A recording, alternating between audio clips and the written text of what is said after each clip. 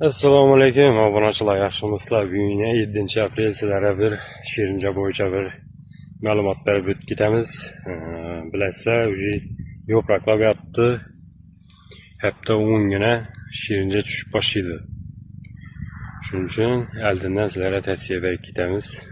Shirinja o'zi nimadan kelib chiqadi desangizlar, Shirinja Kumurska olib keladi Shirinjani.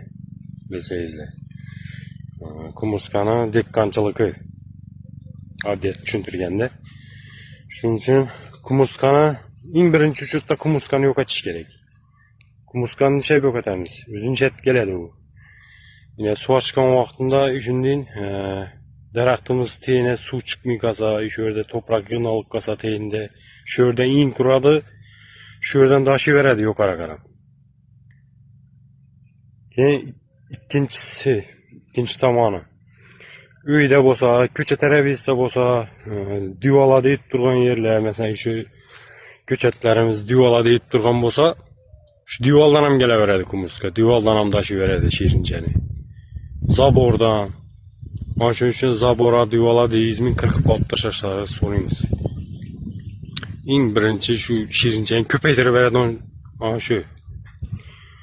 Bundan keyin oryanida 1,5 Shirinja tushsam, bir dori bilan yo'qoladi xudo xolasa. Bir like addan chiqmasa obuna bo'lib qo'yasizlar.